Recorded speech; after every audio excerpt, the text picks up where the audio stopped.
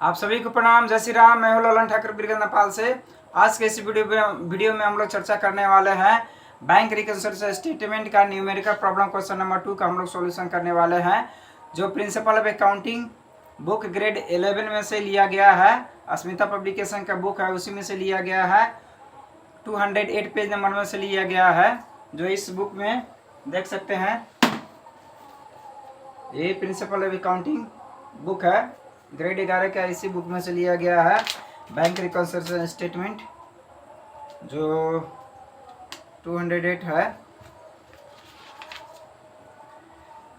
Page number 2 से 8 में है। क्वेश्चन नंबर 2 है numerical problem on Chaitra 31 2076। Chaitra 2076 में है the balance of the cash book of mister Gupta disagreed with the bank balance showed by the passbook. On checking the passbook with the cash book, he found the following differences. यानी कि इस question में हम लोग को bank balance as per cash book दिया गया है और किस किस कारण से, किस किस रीजन से हम लोग का कैश बुक में और पासबुक में फ़र्क पड़ा है, उसको यहाँ क्वेश्चन में दिया गया है। ए नंबर में है bank balance as per cash book 14,800 रुपया है, ये डियर बैलेंस है। बी नंबर में है अभी बैंक बैलेंस है ना एज पर कैश बुक दिया गया है 14,800 है, इसको बैलेंस है ना एज पर कैश बुक हम लोग लिख देंगे, ऊपर हम लोग लिख देंगे।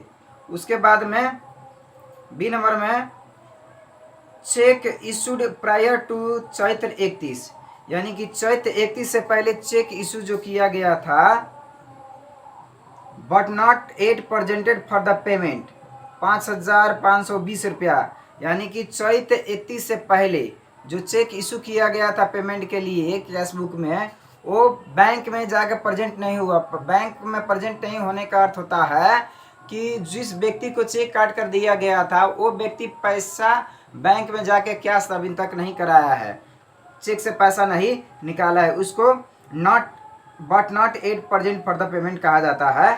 तो 5,520 रुपया है। तो इसका अर्थ है कि कैश बुक में हम लोग अपना बैलेंस घटा लिए, लेकिन पासबुक में नहीं घटा है। तो घटा लिए तो हम लोग क्या करना है, balance as per cash book दिया है तो balance as per cash book के अनुसार सोचना है कि balance as per cash book में ऐड करना है कि लेस करना है। तो हम लोग क्या हुआ, घटा लिए हैं। पेमेंट करने का मतलब चेक इशू करने का तो घटा लिए हैं, तो हम लोग को क्या करना है, बैलेंस मिलाने के लिए ऐड करना होगा। तो इसको बी नंबर को हम लोग बैंक रिकन्सिलिएशन स्टेटमेंट में मिलान करते समय हम लोग के ऐड कर लेंगे 5,520 रुपया।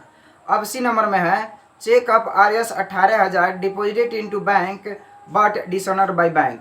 इसका अर्थ होता है जो 18,000 का चेक हम लोग डिपॉजिट कर दिए हैं तो कैश बुक में हम लोग बढ़ा लिए हैं, लेकिन पासबुक में बढ़ा नहीं है। पासबुक का अर्थ होता है बैंक स्टेटमेंट में बढ़ा नहीं है, बैंक क्रेडिट नहीं किया है और डिसऑनर हो गया। डिसऑनर का अर्थ होता है चेक में लिखा हुआ अमाउंट नहीं मिला हुआ, लिखा हुआ में कुछ गड़बड़ी हुआ है, या डेट लिखा हुआ गड़बड़ी है, या कंपनी का छाप छूटा हुआ है, या साइन छूटा हुआ है, कोई भी गड़बड़ी के कारण से डिसऑनर बाय बैंक कर देता है, पैसा देने से इनकार कर देता है, उसी कारण से होता है। अब क्या करना है, जब बैंक क्रेडिट नहीं किया है, हम लोग क्या हुआ, डेबिट कर लिए, जमा कर लिए हैं, तो क्या कर देना है, सी नंबर को हम लोग को, इसको हम लोग को 18,000 को लेस कर लेना है। उसके बाद में डी नंबर में है RS 960 was wrongly been credited in passbook by the bank.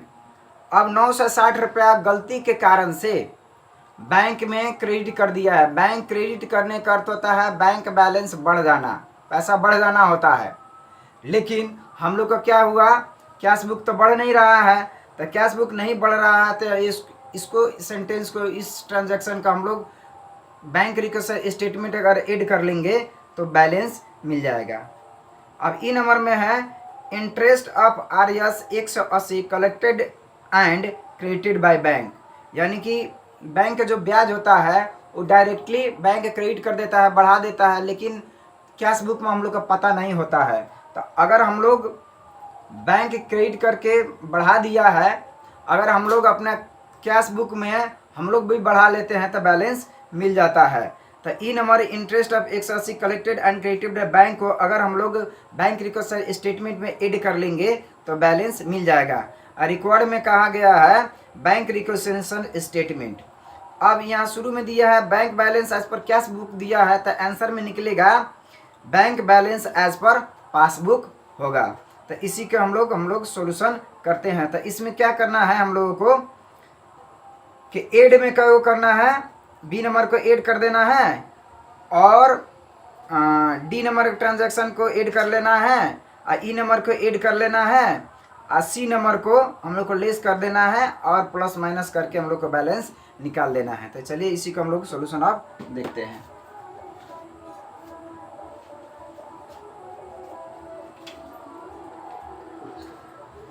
Numerical problems question number 2 का सॉल्यूशन है। यहाँ आप देख सकते हैं modern banking system and bank reconciliation statement है, पेज नंबर 208 में है।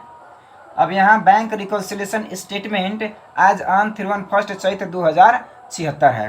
अब इसके फॉर्मेट होता है पार्टिकुलर्स लिख लीजिए, अमाउंट और डिटेल्स यहाँ लिख लीजिए और यहाँ अमाउंट लिख लीजिए। अब यहाँ क्वेश्चन में दिया गया है balance as per cash book दिया है तो 14,800 रुपये हम लोग दिखा दिए।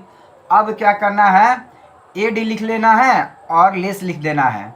अब एड साइड में कौन कौन होगा, cheque issued prior to Chaitra 31 but not yet presented for the payment 5,520 रुपये ये हो गया। और दूसरा ट्रांजेक्शन हो रहा wrongly been credited in the passbook by bank 960 रुपये हम लोग ऐड कर देंगे। Interest collected and credited by the bank 180 कर देंगे। अब क्या करना है इसमें, अब यहाँ फिर नीचे आइए, लेस आइटम में क्या करना है, लेस साइड में check deposited into the bank but dishonoured bye the bank क्या करना है 18,000 कर देना है। तो अब क्या करना है, पहले एड वाला हम लोग जोड़ लेते हैं। 5,520 960 और 180 जोड़ेंगे तो 6,660 रुपया हो जाएगा। और 14,800 और 6,660 रुपये जोड़ेंगे तो 21,460 रुपये हो गया कि यानी कि 21,460 एड ज़्यादा है, एड साइड ज़्यादा है और 18,000 जो है जो लेट साइड में है 18,000 हम लोग घटा लेंगे तो 21,460 में से 18,000 हम लोग घटाएंगे तो बचेगा 3,460 रुपया। इस 3,460 रुपया के यहाँ क्या लिख देंगे, bank balance as per cash book, ये आंसर हो जाएगा। तो इस हिसाब से हम लोग बैंक रिकॉन्सिलिएशन स्टेटमेंट आसानी से बना सकते हैं। बैंक रिकॉन्सिलिएशन स्टेटमेंट में क्या है, क्वेश्चन को हम लोग बहुत आसानी से समझना होगा, बुझना होगा। उसके बाद में बैलेंस एज पर दिया है कैश बुक के हिसाब से, तो कैश बुक में हम लोग को ऐड करना है और लेस करना है। 4 या 5 या 6 ट्रांजैक्शन है तो उसी में हम लोग को ऐड करना रहता है और लेस करना रहता है और हम लोग को बैलेंस निकाल देना रहता है। तो इस वीडियो में इतना ही, फिर मिलेंगे दूसरे वीडियो में। तब तक के लिए पढ़ते रहिए, खुश रहिए। अगर वीडियो अच्छा लगे तो लाइक कर सकते हैं, शेयर कर सकते हैं, सब्सक्राइब कर सकते हैं और बेल आइकन दबाना ना भूलें ताकि कोई भी वीडियो अपलोड हो तो सबसे पहले आपके पास पहुँचे। वीडियो देखने के लिए आप सभी को बहुत बहुत धन्यवाद। तब तक के लिए जय नेपाल।